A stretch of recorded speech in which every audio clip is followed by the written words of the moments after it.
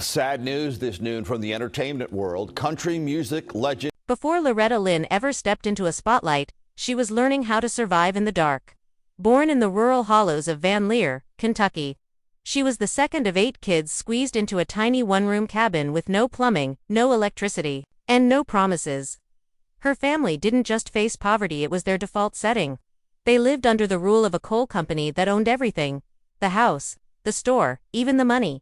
She didn't sleep in beds, she curled up on the cold floor next to her siblings, wrapped in whatever blankets were around, just trying to stay warm through bitter winters. When she developed a serious ear infection, doctors drilled into her head to save her hearing, a brutal, archaic procedure that marked her early years with pain. Her mother, without a dollar to spare, walked 10 miles every day to see her in the hospital. But in that silence and struggle, something unexpected began to grow. A voice. Not a metaphorical one, her actual voice. She sang lullabies on the creaky porch to calm her siblings. Her voice would echo across the hills, strong enough to make men in the fields stop and listen. With no instruments, no formal lessons, and no plans for Nashville, music wasn't a dream, it was an escape route. And slowly, that voice became a force. Loretta Lynn didn't ease into adulthood, she was shoved into it. At just 15 years old, though she often said 13. She married Oliver Doolittle Lynn, a man who would become both the spark for her career and the source of deep emotional wounds. Her parents hated the idea. Her mother refused to attend the wedding, and her father never warmed up to Doolittle. Those early warning signs. They weren't wrong. He drank, he cheated, he disappeared for days, and through it all, Loretta stayed. But not in silence. She hit back literally and metaphorically. "If he hit me, I'm gonna hit him back," she once said without flinching. She turned that raw defiance into songs, into survival, into power. But back then, she was just a teenage girl, juggling babies, heartbreak, and the daily grind of trying to hold a broken home together. It wasn't romantic. Ironically, it was Doolittle who pushed her into music. He bought her a cheap $17 guitar, booked her early gigs, and drove her from one radio station to the next.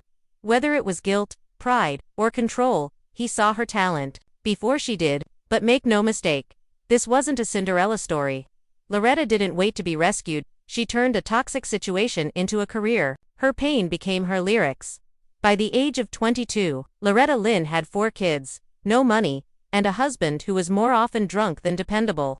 While other women her age were just starting their lives, Loretta was washing diapers by hand and surviving off dandelions to feed her children. Doolittle's drinking binges left her alone to shoulder the weight of motherhood, housework, and survival. This wasn't just hardship, was isolation. Her pregnancies came quickly and painfully, with barely any medical support. After 2 miscarriages and a life-threatening blood infection, Loretta still had to recover at home, unattended. She gave birth to her 3rd child alone, while sedated in a hospital room. Because Doolittle was out logging and unreachable, her health was always on the edge, but she had no choice but to keep going. And when her music career began to rise, so did the stakes. Loretta's songs weren't fantasies, they were therapy. Her heartbreak, her rage, her exhaustion, they all poured into lyrics that millions of women related to. Songs like The Pill weren't just controversial, they were revolutionary.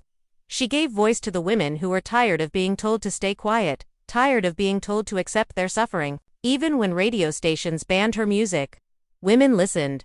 Loretta Lynn didn't write songs to be sweet, she wrote them to survive. Her lyrics weren't dressed-up metaphors or polite ballads. They were battle cries.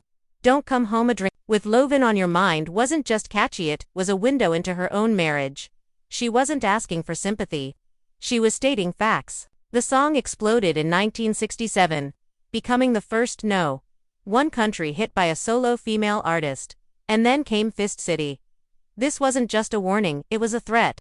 The song was aimed at a real woman who had dared to flirt with Doolittle while Loretta performed. Radio stations hesitated to play it. A woman openly threatening another woman on record. That was unheard of. But fans didn't hesitate. They loved it. Songs like The Pill and Rated X kicked down even more doors. She sang about birth control, divorce, and female autonomy, topics country radio had never dared touch. Loretta's catalog wasn't just music, it was rebellion with a melody. She didn't ask for permission, and she didn't water things down. Her music mirrored the lives of millions of women told to stay quiet. Instead, she told them, speak up, stand tall, and don't apologize. Loretta Lynn's life had already seen enough pain to fill 100 songs. But the tragedy of 1984 nearly broke her. Her son, Jack Benny Lynn, died at just 34 in a horrifying accident on the family's ranch. He was thrown from his horse while crossing the dangerous Duck River and drowned. Loretta, already hospitalized for exhaustion, collapsed when she heard the news. Loretta never fully recovered from Jack's death. She didn't write a song directly about him, but the weight of that loss bled into her later music. Her voice grew softer, heavier, tinged with sorrow. She spoke of him often in interviews, haunted not just by grief but by guilt. She had not been there when he died, and that absence carved a silence she could never fill. Then, something strange happened in 2016. While recording her final Grammy-nominated album, Full Circle, at Johnny Cash's Cabin studio, Loretta saw something or someone. As she sang one of Johnny's songs, she paused, startled, and said she saw a man in a gray suit walk through the door. She swore it looked just like Johnny Cash. Loretta didn't call it imagination, she called it real. The moment wasn't scary, it was a goodbye. A whisper from one legend to another. It was fitting. Loretta Lynn didn't just sing songs, she rewrote the rules of what women could say, feel, and demand through music.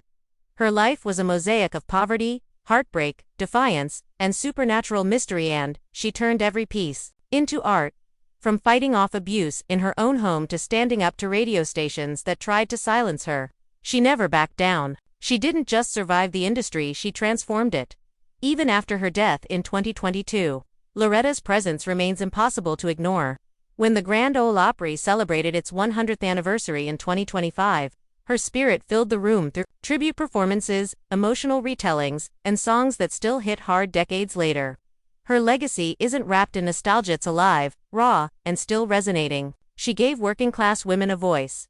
Because in the end, Loretta Lynn wasn't just a country star, she was a storyteller, a fighter, a force. And when she finally went quiet, the silence felt like the last note of a song too powerful to ever truly fade away.